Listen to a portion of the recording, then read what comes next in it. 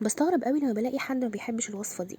وصفة الرز بالمكسرات او الرز باليميش او الرز بالفواكه المجففة، في ناس بيقولوا عليها مسميات كتير قوي. انا عاملاها هنا رز بالمكسرات بالفراخ بالفواكه المجففة. هنعملها بطريقة حلوة جدا هتعجبكم. في ناس بيسووا كل الحاجات مع بعض، بس انا هسوي الرز لوحده وهسوي الفراخ والفواكه لوحدها.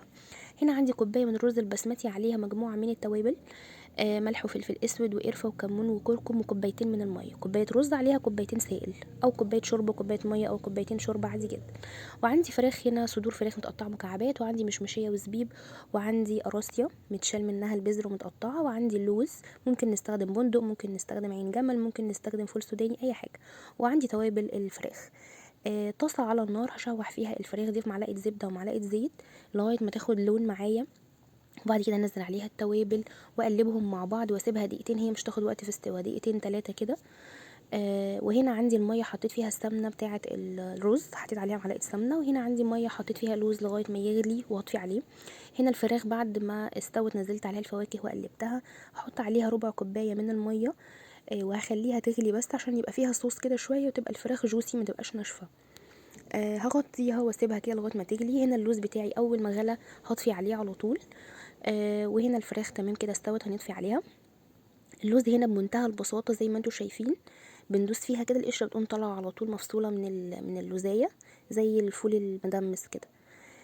ممكن كمان نستخدم بندق. البندق طريقه تقشيره ازاي، ان احنا بنحطه في صينيه وندخله الفرن ولغايه كده ما يبدا يتشوح، ونقوم مطلعينه ونقشره عادي. هنا اللوز هنشوحه في معلقه من السمنه.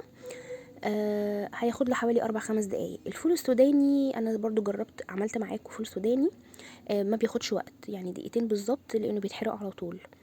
هنا ده بينزل الدهون بتاعته، الدهون اللي في الفول. هيتحمروا ونشيلهم. هنا الميه غليت بتاعه الرز، ميه والسمنه، فيها معلقه من السمنه. نزلت فيها الرز والتوابل، واول ما غليت معايا اغطيها واسيبها تستوي الرز على نار هاديه. هنا الرز بعد ما استوى ريحه التوابل بتاعته الاعشاب جميله جدا، والرز مفلفل وحلو قوي. جربوا الوصفه دي وقولوا لي ايه رايكم. وكل سنه وانتم طيبين. انا هنا قدمت الرز عليه المكسرات وحواليه الفراخ بالفواكه المجففه او اليميش، زي ما تحبوا تسموها سموها. بس يا ريت تجربوا الوصفه وتقولي لي ايه رايكم، وبالف هنا وكل سنه وانتم طيبين.